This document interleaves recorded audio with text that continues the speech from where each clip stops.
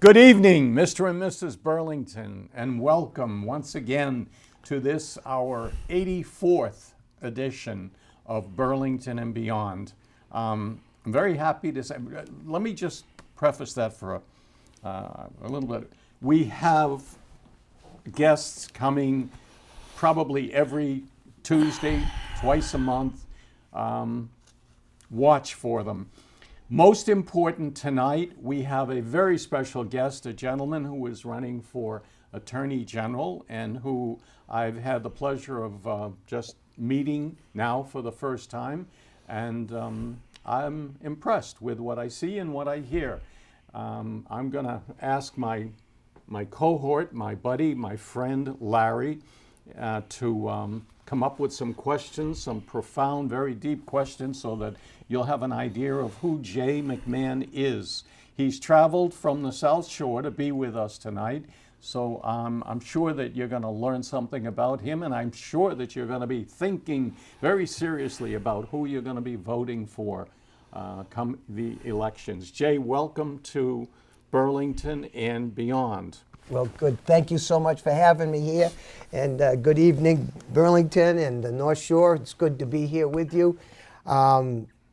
Just glad to answer any questions and tell you a little bit about myself when you're ready. That's what, yeah, anything that comes to mind about who you are, where you're from, maybe a little bit about your schooling, what you've been doing, your current workload, why you're running. We want to get to his views too, so maybe a little bit of a background and end up with why are you running in this particular race for Attorney General? Well, that's good. What has motivated you? But where are you from first? That'll What's your background? I'm from Cape Cod. I've lived on the Cape pretty much most of my life. I grew up in Buzzards Bay. I'm living in Buzzards Bay now. I've lived in Sandwich. I've also lived in Hyannis. Out of high school, I was in law enforcement. I've been 6 years in law enforcement, the Barnstable Police Department, and also the Barnstable County Sheriff's Office.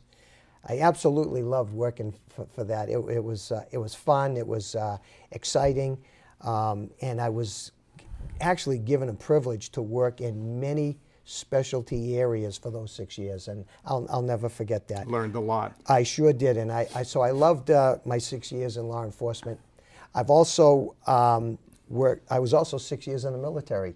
I was in the Massachusetts Army National Guard, and after I got back from basic training down in Fort Knox, Kentucky, I came in and I was I was a friendly guy. I was a little sort of an intellectual guy, and for whatever reason, the NCOs, the sergeants, took a liking to me and said, you know, kid, you're officer material.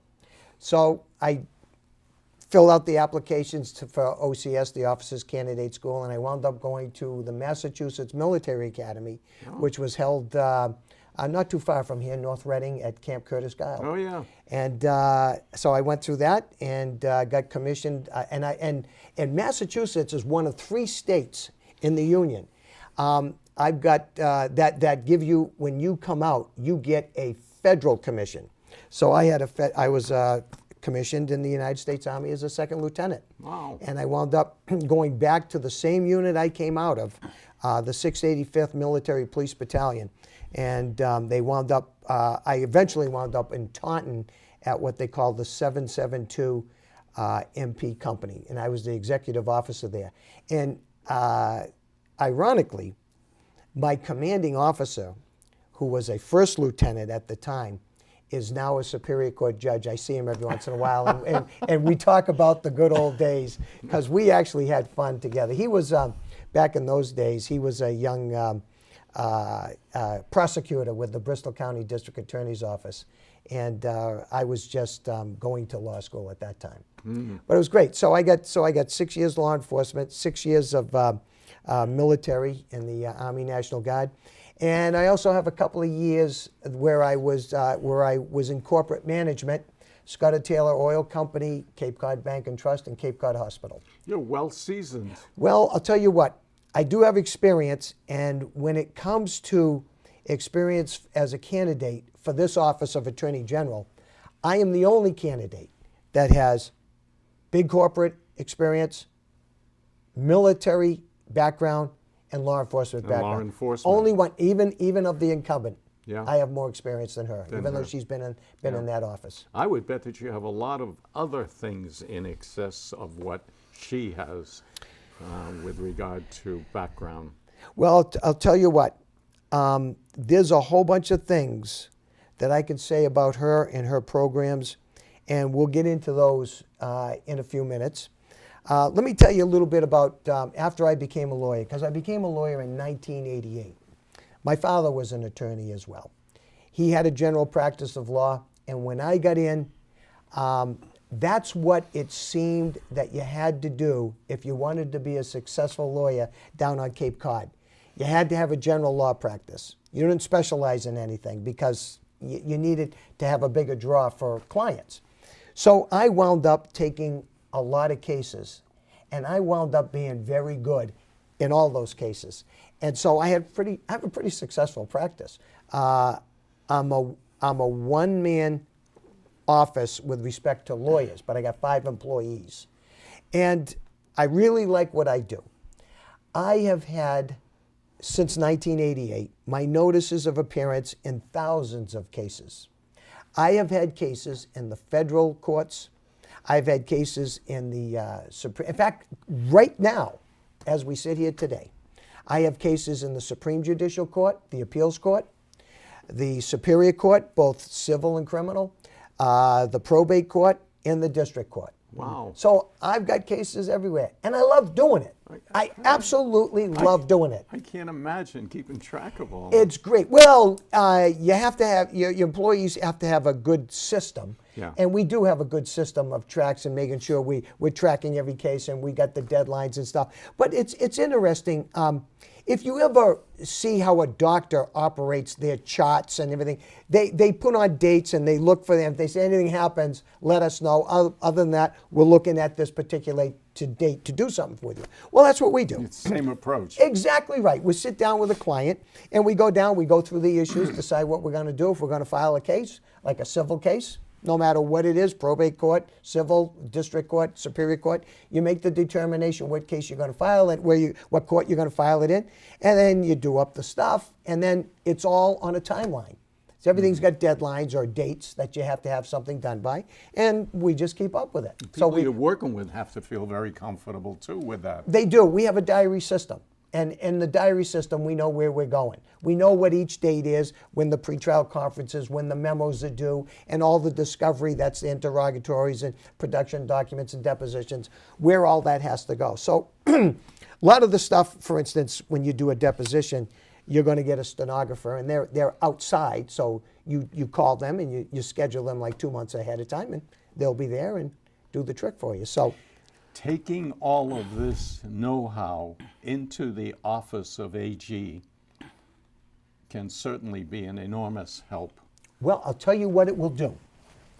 First of all, because I know criminal law, because I've done it for 30 years, and I know civil law, because I've done that for 30 years. When it comes time to do something in the AG's office, because the Attorney General's office is really just a big law firm.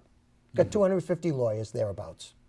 Got about might have about like 260. It's give or take, because it's like any organization. There's a flux in numbers, and then it has about another 250 other employees. Would be paralegals, law clerks, secretaries, people of I that didn't sort. realize it was that big. Oh, yeah, Wow. yeah. And they also have civil investigators, and then they have a contingent of state police investigators.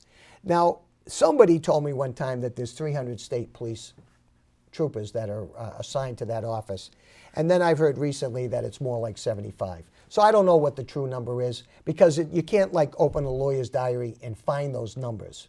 The lawyer's diary is what we use for facts and figures and stuff you need to know in Massachusetts, things about the court system and government agencies, but they don't give you that information. So that way you could get it easily from the state police colonel, but there's no need for us to get it, just to say that they have them. They have an investigation force. And so with all that, there's a lot to do, but there's certain levels of management within the AG's office. My point is, nobody can have a problem with a case that I wouldn't either know about that problem or know how to resolve that problem. So when you sit down and you've got, because she's got some, right now, she's got some major cases going. Some of them are frivolous. For instance, she's suing ExxonMobil Oh, for yeah. global I warming. heard about that. And she's suing Glock because I guess somebody dropped the Glock, and I guess the Glock, the gun people? Yeah, the gun. Either it went off or something. So she doesn't like guns anyway. So Yeah. so she's going to sue whoever she can. But I've seen those lawsuits. But the ones that are the most frivolous are the ones against the Trump administration.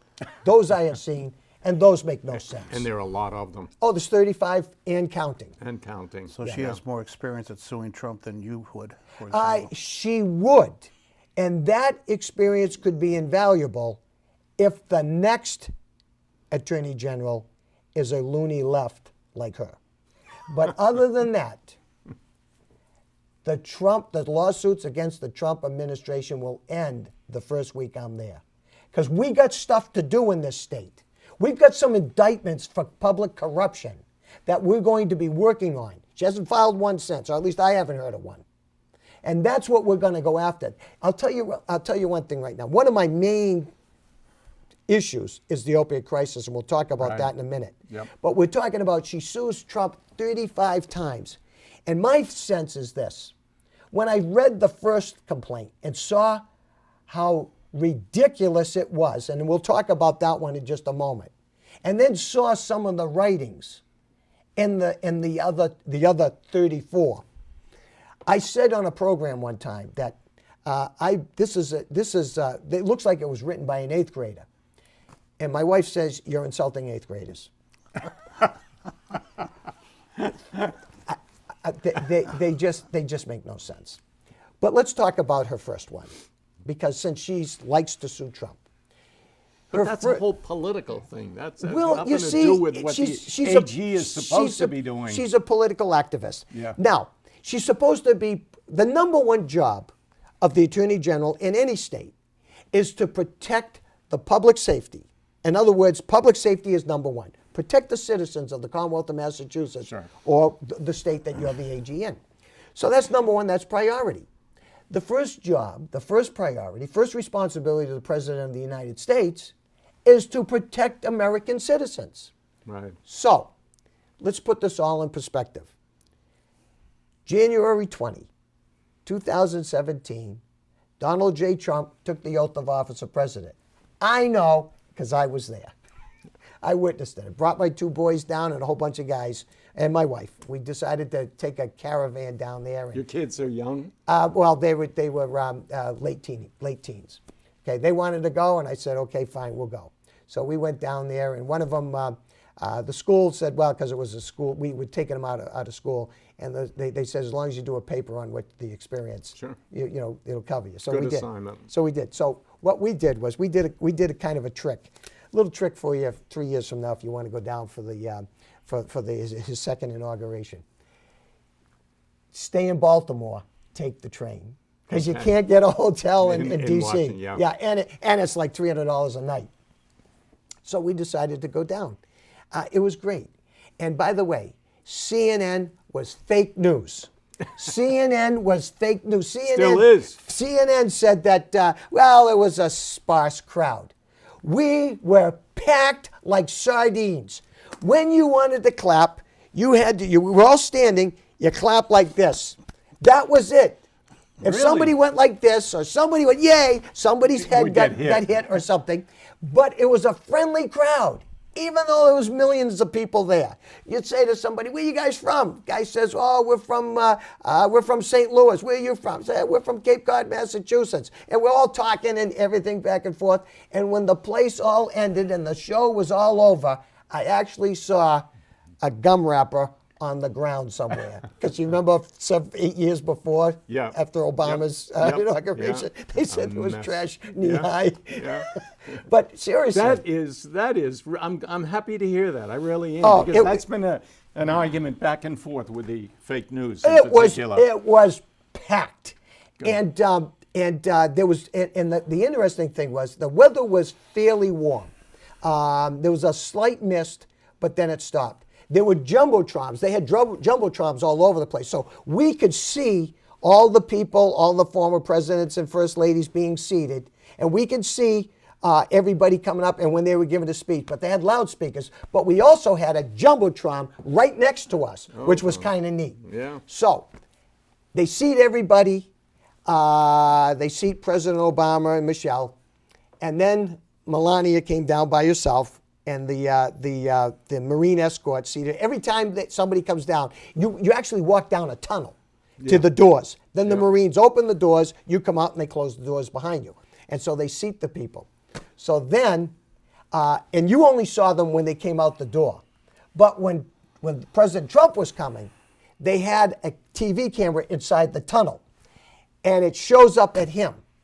And he looked like he'd been into a lemon. His face was stern. I remember that. He was like that. And Yeah. he's walking down the tunnel. And as he comes by, he sees the TV camera. He stops. He leans into the camera and he smiles. He gives a big smile, gives a thumbs up. And he had to know it was on all the jumbotrons. And everybody was roaring, laughing, clapping. So when they finally introduced him, you couldn't hear it because everybody clapped even louder. It was resounding. Yeah. Oh, I was amazed at it. It was great. an interesting I wish thing. I was there. Yep. And then he leaned over and he whispered something to President Obama, and President Obama just nodded his head yes. So I said to the people around me, I know what he says, as I can read lips. They said, what'd he say? I said, he asked Obama, did you get all your stuff out of the White House? So we If you didn't hurry up. I'm telling you, we had a blast. It was a great time. It really Your was. kids It must was have good really fun. enjoyed it. They absolutely loved it. We were going to head back. They wanted to wait for the party. Now for the parade, and we did. We waited for it. Now they did have some of those idiot ninjas. They actually lit a limo on fire, a private limo, not nothing, and it was like, you think to yourself, and they were the ninjas. We saw it. The cops all saw it too, because we're all pointing at where they went, and the cops all went and chased them and everything. Yeah. But they threw something into one of the limos there, and the limo caught fire and everything. But the D.C. cops and all the first responders, they were right in on it. They extinguished it. They quickly got and it was on the parade route, because the parade route came down and went around the corner, and it was right here at an intersection. So whoever these ninjas were that were doing this, they knew that this vehicle was near the parade route. But the D.C. cops got a record there pretty quick, and away they go. It was a great day. Yeah, was and a then they great day. smashed some windows too. There was Yeah. a lot of windows being smashed along the parade route, but it is what it is. Sounds like It it is was a lot what of it is, fun. right. It was a lot of fun. I think you convinced me to go next inauguration. Thank Yeah. you. Yeah, wear your sneakers because there's a lot of walking. But I will tell you this, they cordoned off the whole area around the Capitol, a lot of blocks.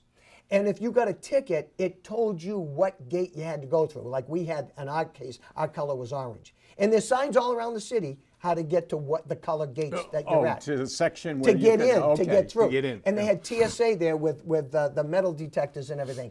And they had people, so when you all came up as a crowd, they had you dispersing through like 20 metal detectors. So it was pretty, I was surprised by the way they fenced off the area. I mean, they had tall, portable walls, see-through walls, but they were portable all around. And the metal detectors, they had at least at our particular entrance, 20 of them. There was no waiting. You went right up to an empty one, and you went right through. They warned you down, and out you went. And it was well organized. Yeah. Well organized for the million-plus people that were there. Good. I think we better get back to the corruption in Massachusetts, if we don't mind touching back on that. The corruption in Massachusetts is knee-deep to waist-deep. I got to tell you something. I go to a lot of Republican city committees because that's what most of the candidates that run statewide, and they need delegates for the convention, that's where the delegates are. They're at the Republican town committees and Republican city committees. So I've been to all the cities in Massachusetts, and I love it. I love going there and exchange, give and take, talking about ideas and everything. Inevitably, afterwards, people come up, because you always have a meet and greet afterwards, and we're shaking hands with all of them, and people will come up to you and say, you know what's going on in this city?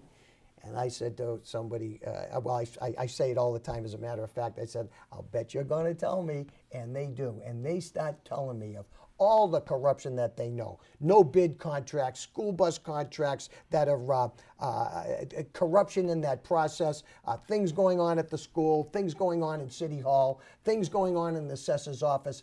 I hear it, and I hear it everywhere, and it's very troubling. And there is a common theme. There is a common theme in all this. As to why all this is happening? Well, Everywhere you go, every city? as to why it's still going on. I will ask the people, I'll say, have you reported it to the police?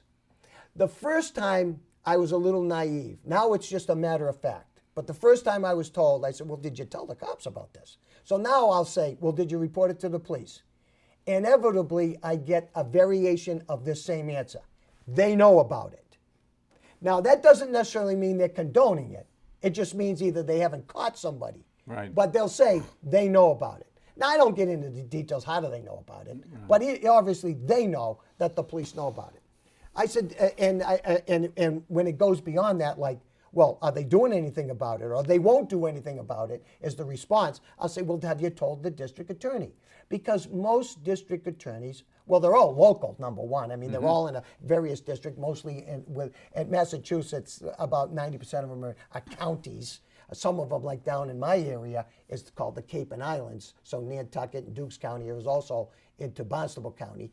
But most of them are in our counties. And I said, you tell the district attorney? And they said, he won't do anything about it. Well, that doesn't mean he's not doing anything about it, but because if there's some secret, grand jury proceedings are secret. So the DA can't say, we're doing something about it, we have grand jury proceedings going now. But in some cases, it seems like nothing is getting done because after years go by and the same stuff is happening, now you know it's real corruption and it's deep, it's entrenched. So. And you're getting reports from all these cities that these things are going on in every one of these cities in some format. In some format, it's going on. So. Because you're talking about the Republican committees. We haven't even got to the Democrats yet. I have not. You're absolutely right. I'm just talking about the Republicans and those that know something volunteering it. I mean, I'm not out there soliciting, hey, is there corruption going on in the city? They're coming up and telling me. So I inevitably ask the question, did you tell or have you contacted the Attorney General's office? And this is what they tell me. They produce a letter. And I look at the letter. Now, I've seen over a dozen of these letters now from various people. But the letter has a date. The only thing that's different on all these letters is the date and who it is made out to and sent to. Otherwise, it's form. It's a form letter. Yeah. Even the signature is Xeroxed. It's a Xerox signature. Can we just turn this to the camera This and ain't let the them letter. see? Well, it's part of it. It's the wording. But That's not the letter, but so they it's got just a those letters. Xerox copy of a letter. yeah. And the letter says, basically, I call it a get lost letter. Because it says, we've examined, we've looked at it, we investigated your complaint, and we don't find that. It's almost like don't bother me letter. It is a don't bother me, it's a get lost letter. Yeah. It says, we've checked it out, it doesn't mount up to anything. We suggest you contact your local police department or the district attorney's office, which they've Which is already had done. said, and it didn't work. So Yeah. there's a bunch of those. I'm going to tell you what. Here's what I'm going to do, and with respect to that. When I get elected, I'm going to announce that I'm going to have a type of open house. I'll probably have it at a facility unless there's a big area, big office area up there.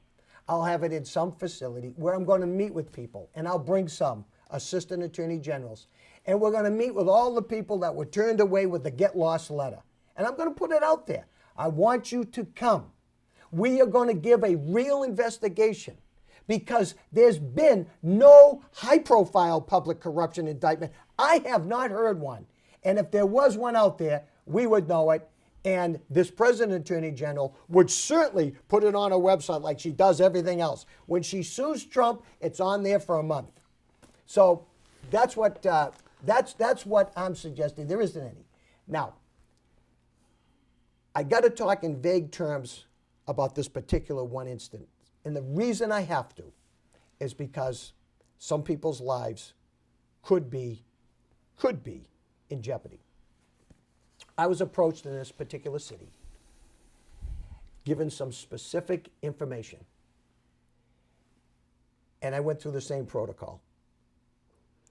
End up with a get lost letter? They did. And I said, you know, this isn't right. They went one step further. They went to the feds.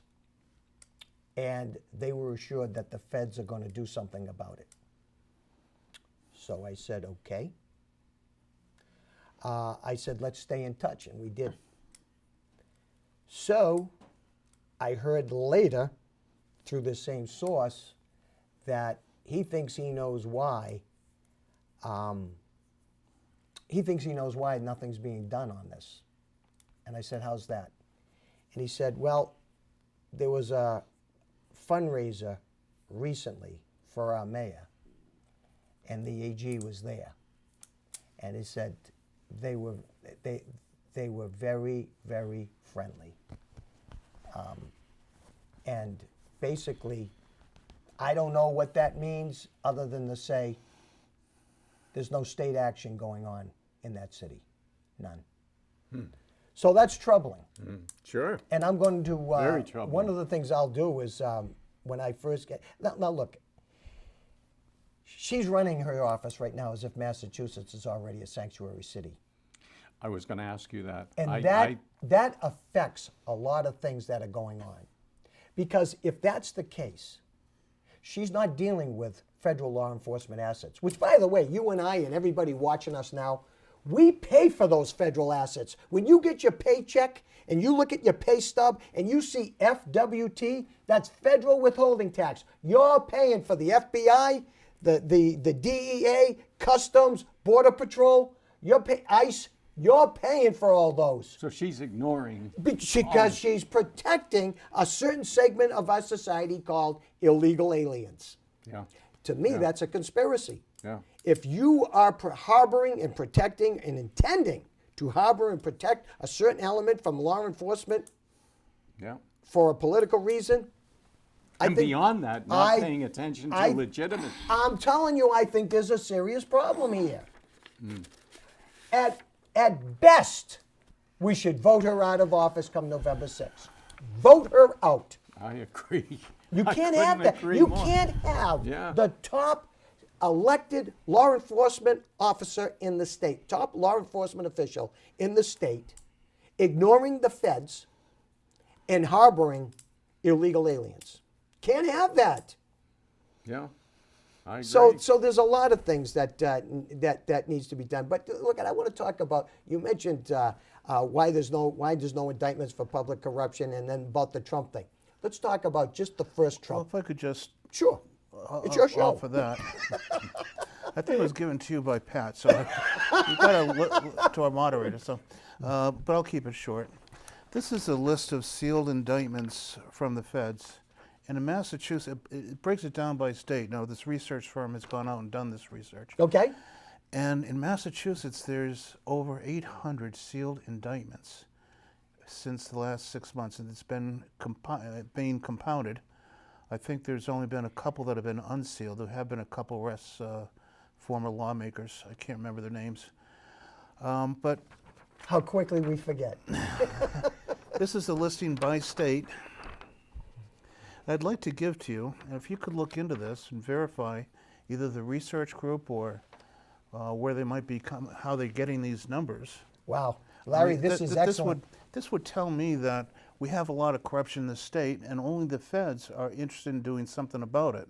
Well, I'll tell you what. And of course, I'm not sure I trust the feds too much, but Well, I'll tell you what. Just looking at this alone, I'm looking at a lot of states that have a population about the size of Massachusetts, and some of the sealed indictments are in single digits. I'm looking at Massachusetts, and holy smokes, we're well on to 1,000 within. This is only 5 months. Wow. That's 5 months. 5 that months, and represents? there's over 800 here in just 5 months. See, something, all right, I'll tell you what.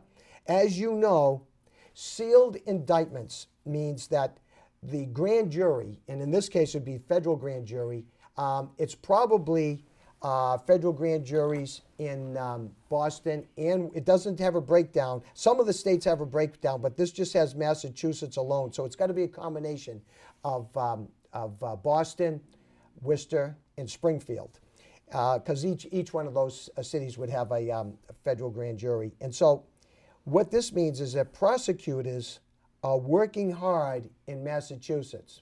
Now, some of the other states have a smaller amount. Now, that could mean something, that could mean one of two things.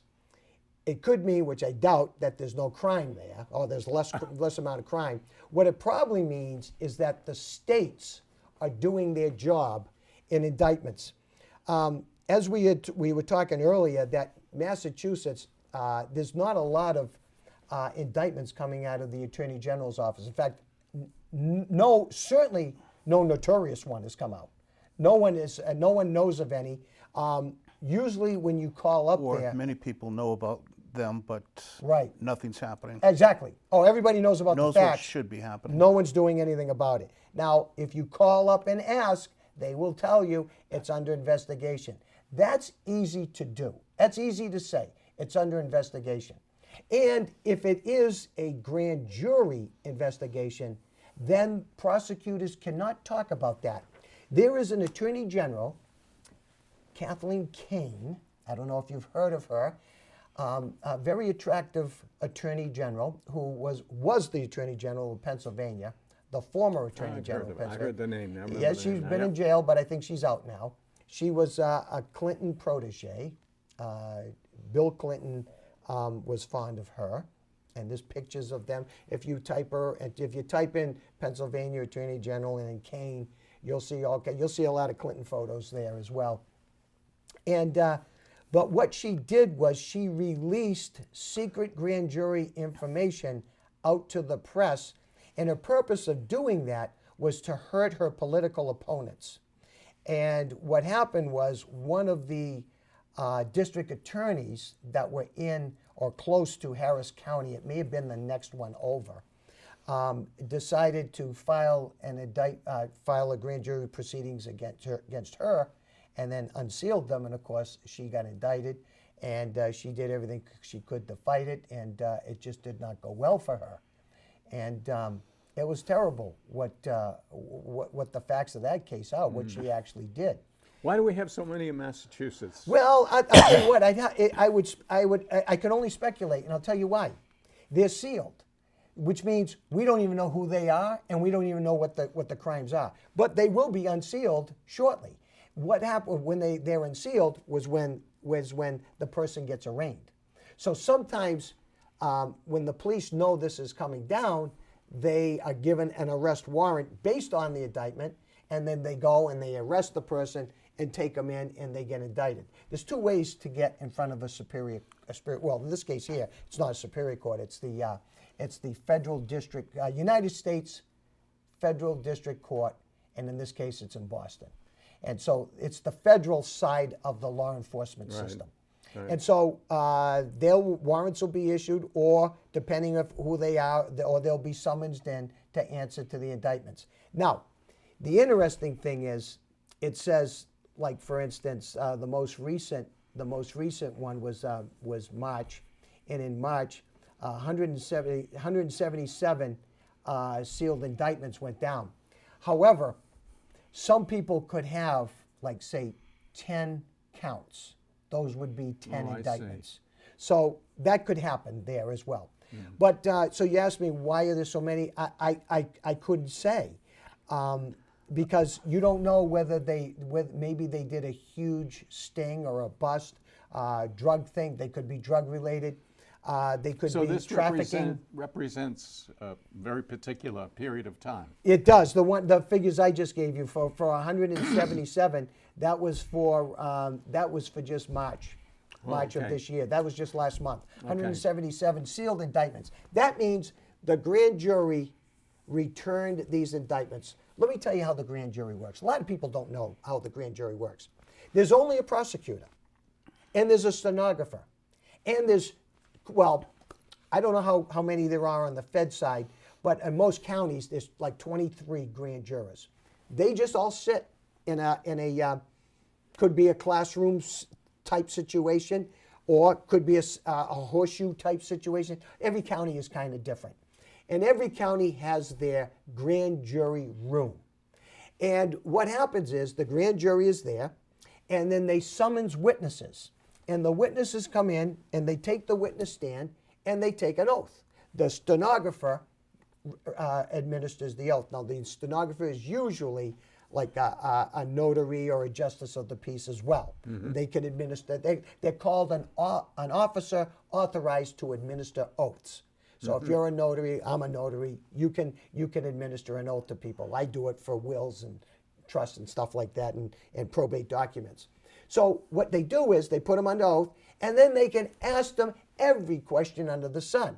So the saying amongst lawyers is, a mediocre prosecutor can indict a ham sandwich, because they're asking questions and it's all yes or no answers, or sometimes they'll elaborate. I mean, the sky's the limit. Ask as many questions as you want. So what happens is, if you know that your client is the target, now I'm saying as a criminal law lawyer, a criminal defense attorney, if you know your client is a target, you'll refuse to have him go in there. Now, he can't refuse the summons, but he can sit there and refuse to answer questions. He can take the Fifth Amendment. Okay. Now, if you represent a witness who may be charged with either accessory, conspiracy, or any of that, then what you do is sometimes they don't have to let the lawyer in, but usually the prosecutors will do it as a courtesy. You just sit there. You don't say anything else. You just sit there. So you sit there, and when I go like that, you say no, and when you say no. No, it's not like that, but it's almost like that. Yeah. Basically, what happens when your client starts getting hot, they'll ask the prosecutor, "Can we take a break?" And the prosecutor said, "Well, you say sure. Why don't we take a 15-minute break? Let everybody go to the bathroom, whatever you want to do." We take the break. We go out, and then you talk to them. You say, "Well, look, they're about ready to ask you about such and such, such and such." So you wait till they get to that point, till they ask you about this. He says, good prosecutor, he's never jumps into the middle. He hits all around, tightens the noose, and gets tight. When he gets to that particular question, take the Fifth, and then he's going to he may ask me, or he's going to ask you, do you intend to invoke your Fifth Amendment privilege? All the rest. Or he may ask about 20 questions before he asks that, because he's not going to waste the grand jury's time or his own. Well, Jay, I like the answer you gave us earlier, that probably there's so many in this state, Pat, so many sealed indictments because our own Attorney General is not doing that work like she should be. So that's exactly the way and it it's all appeared to just me. very obvious to anyone casually living here. The feds have to do all the work, is basically what you're saying. Right, but on top of that, I think there's some national issue where we're having record numbers of resignations and people just declaring that they're not going to be running anymore. On top of that, I think we're seeing some record numbers of chief executive officers resigning their position. Big ones too. You know, like Google. Yeah, and then we got Troopergate too. People Oh yeah, resigning I and forgot leaving. about that. Yeah. I'll tell you, I put out something on social media about a week ago about that Troopergate. And basically I said, people are so concerned, they're asking me, they're saying, look at these guys are getting away with it. I said, what are they getting away with? They're all getting their retirement. I said, don't worry about that. Now, I doubt if this Attorney General is going to do anything about Troopergate.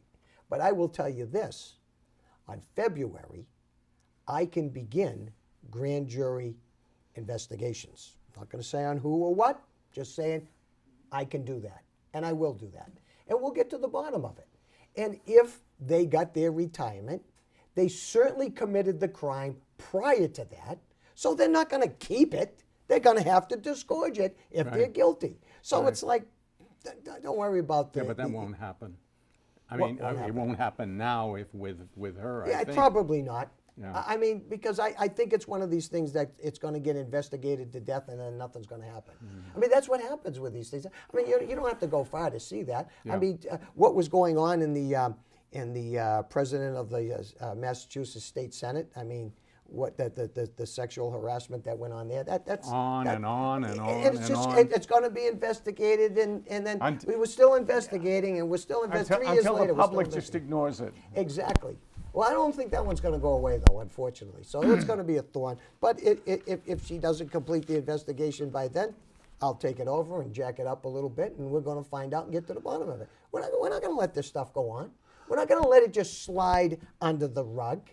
I mean, if it made the papers, everybody knows about it. It's time public officials did their job and started being prosecutors. Sure. It's crazy that they're not. It's crazy that they're suing Trump. Do you know that she sued, some of the suits that she's done against Trump are against our public safety interest? No, Oh, I'm dead really? serious. Really? Against her Maura Healey's number one job is public safety. And she sued Trump when he first put out, remember he wanted to do the temporary travel ban? Yep.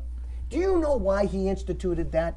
He got information from the Obama administration, intelligence information from the Obama administration, the most liberal administration that this country has ever seen. And they told Trump, there's 6 Middle Eastern countries, 6 Middle Eastern states in which elements of ISIS and Al-Qaeda are infiltrating the refugees coming into this country from those people.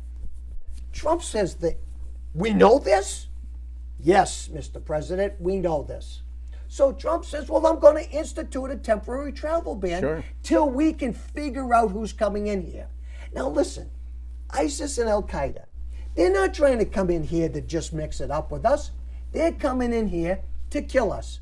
And haven't we learned from 2013 that when you get active intelligence information that you should act on it? Yes. For instance, the Zanaya brothers. Yes. We got intelligence information from the Russian Federation. No friends of ours, by the way. Yeah. No friends of ours. Right. But they said, watch those 2 guys. They're trouble. They're radicalized. And by the way, you gave them political asylum because they said if they go back to their native land, they're subject to execution and all this other stuff. Yeah. But they went back and visited annual vacations. Yep. How nutty is that? Yep. Yep. Well, we were warned to watch them. So what did we do? What did the AG What did we- do? Well, Nothing. I don't know what she knew.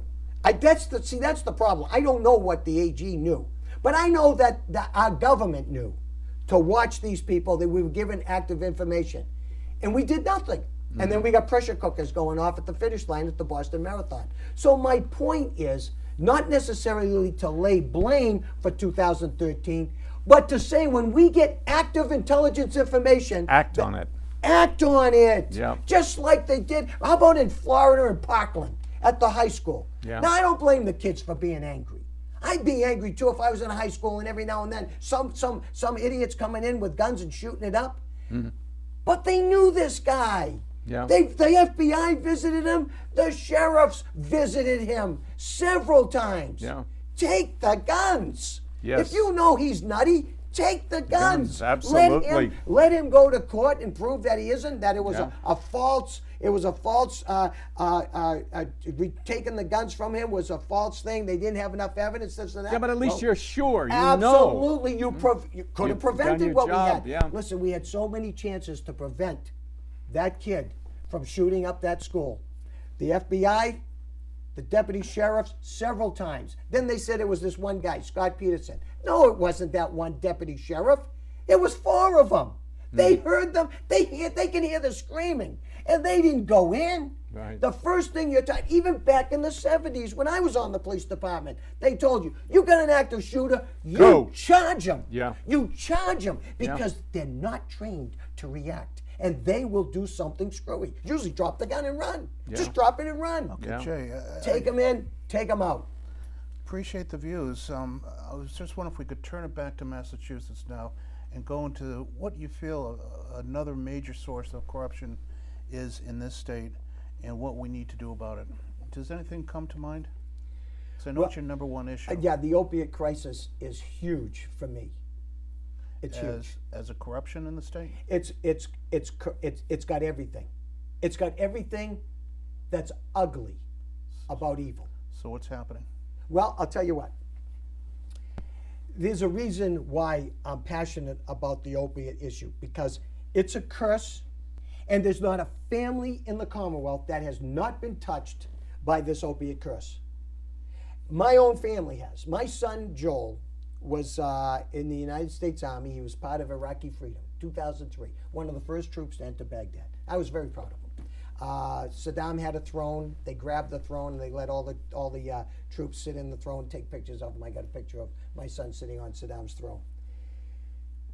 About a month later, they're on an operation at night, and they're going out, and Joel and two of his guys were to guard this heavy object. And they were calling for it up in the front line. The front line was not that far away. They were calling for it. So Joel and his two guys called for support to lift this thing because it was too heavy. And so the guys up front were screaming on the radio, "We need it now! We need it now! We're under fire!" So, and Joel was asking the other guys that were coming up to help to lift this thing. And they said, "We'll be there in 15 minutes." Says, "We can't wait. You got to get here now." And they didn't. So Joel says, "Come on, let's take." So they lifted up, dragged it up there, and everything, destroyed his back. I'm talking about destroyed his back. They tried several operations, didn't help. So when he went to re-up, because he wanted to make the military his career, so he went to re-up, and when he did re-up, they told him, "Because of your condition, you're not fit for duty. We're going to discharge you to the VA." So the VA did what they did to everybody in those days. They said, "Yeah, we know how to take care of that. Here's a 30-day supply of OxyContin. Come back in 30 days, and we'll take care of you, and we'll watch you, and Yeah. you know, and hopefully that'll." I've heard that time and again. Yeah, they made.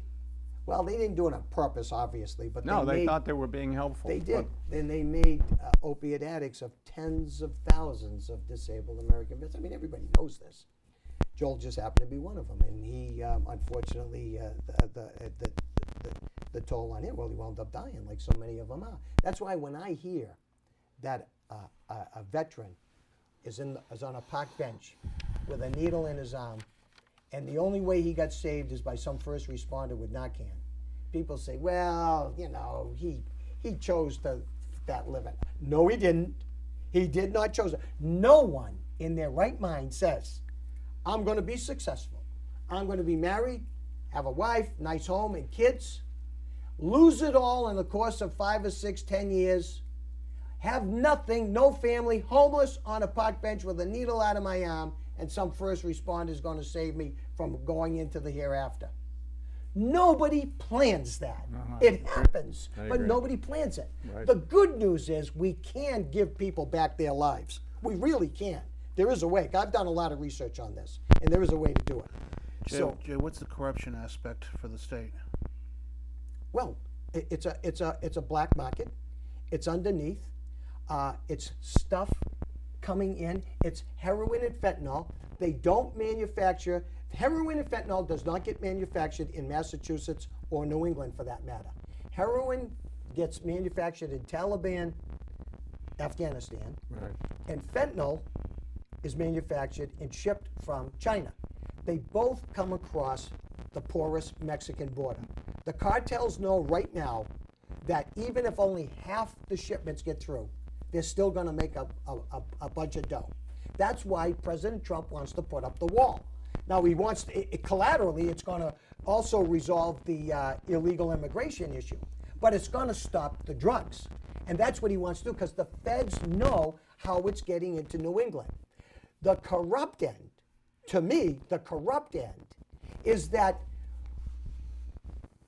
our Attorney General is not dealing with federal law enforcement. She's preoccupied with sanctuary cities. And she's doing that, and it's just crazy. So now when and it is New England. I mean, it's a problem in New England. It's even worse in Manchester, New Hampshire. I mean, that's the worst of the worst right now. I've heard that. But since Maura Healey has been with the Attorney General's office, the deaths by opiate addiction in Massachusetts have quadrupled. No signs of abating. It's getting worse and worse all the time. We need to take concrete steps to resolve this, but we can't. It actually, the steps are common sense. If I explain them to you in 30 seconds, you would say, it makes a lot of sense. And that's what Why I intend hasn't to do. she done these? Tell us about the rehab Okay? effort. Let's talk about rehab, and let's talk about how I found out about this. I'm on the campaign trail. I got numbers that show government-sponsored programs, opiate rehabilitation programs are dismal. So I'm on the road. I'm meeting with parenting support groups for parents who have lost children or have children and loved ones caught in the opiate epidemic. So I'm meeting with them, and this particular night was pretty big. There was 50 couples, so there's 100 people, and they're shaped like a horseshoe around me.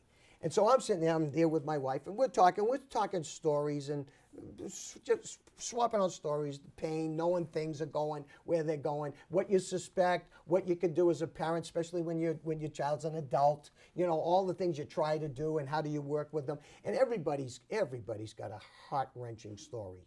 So halfway through, I say, how many here have children or loved ones that have gone through a rehabilitation program, say once? Nobody raised their hand. I figured, well, that's a little odd. I said, how many say twice? Nobody raised their hand. So I leaned over and I said to my wife, am I asking the question right? I mean, you know, am I tripping over my tongue? Or, you know, not getting it out there the right way? And she goes, no, just go up higher. Ask higher. So I said, how about 6 times?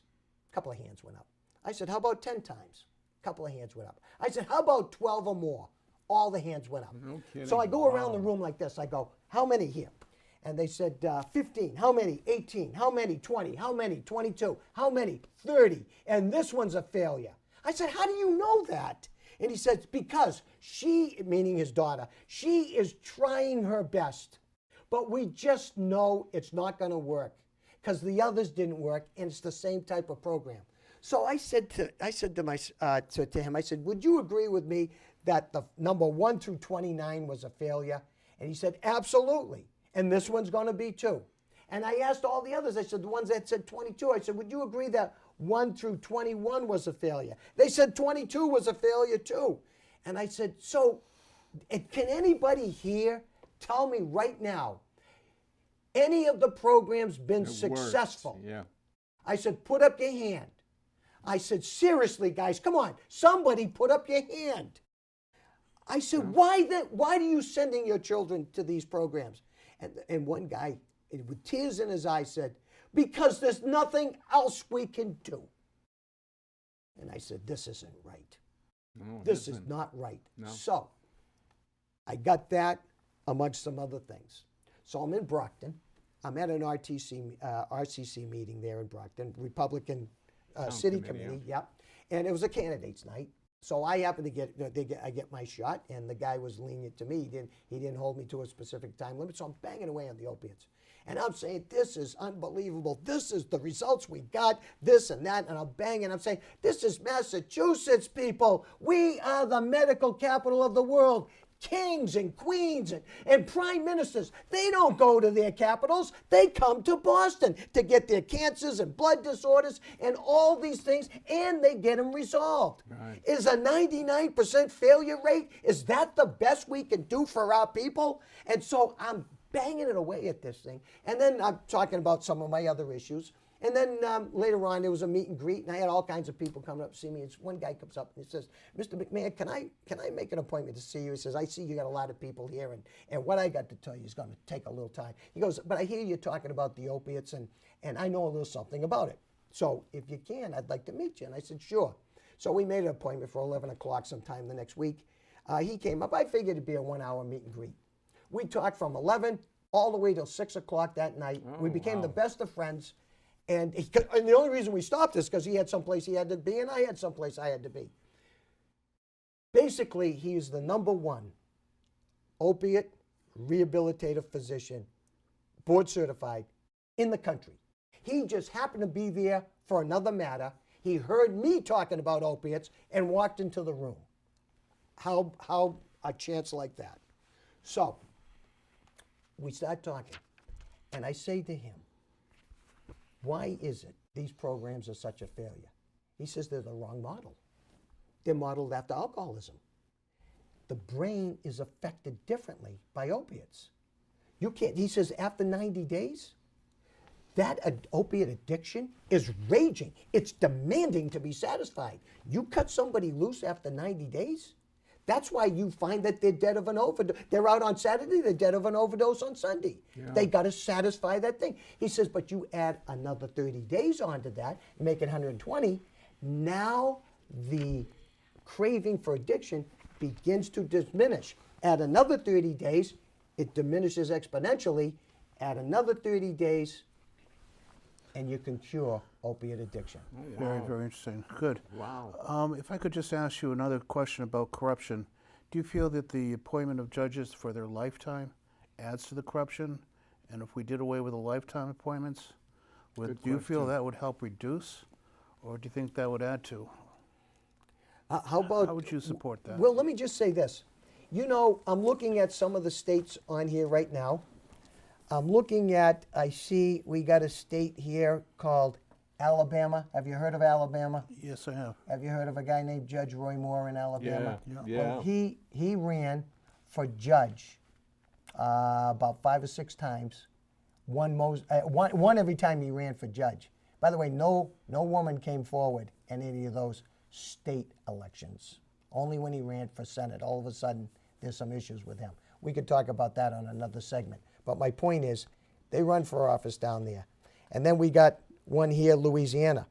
I happen to represent a guy who worked for a judge. He was in the clerk's office in Louisiana. I had to do something for him up here in Massachusetts. They run for office down there. Texas, they run for office. The judges run for office. In other words, you get a judge So that's would you, doing we something. only have about 30 seconds left. So you would support a measure to make judges run for office as opposed to being appointed for life? I'm saying that's something to certainly look into because the people hold them accountable. Right now, all the complaints you have is because government officials are holding the judges accountable. Jay, I didn't realize the time. I'm glad you noticed it. I don't know how to say thank you for being here. I love being here. This was great. It sounds good like we talking to have you many guys. more issues to go over as well. So maybe we can have you back. I'll come back. I love it. This was great. We got will come back. Absolutely. We got a ton of things to talk about. Thank you. Okay. Thank you very All much. right. All right. Thanks for coming. All right. Oh, thank you. Thank you so much. Thank you. really, I learned a lot Do too. the people know my website? Yeah, I think if you're did not, flash it up if you're there. still there, thank you and good evening or good night, and join us again soon.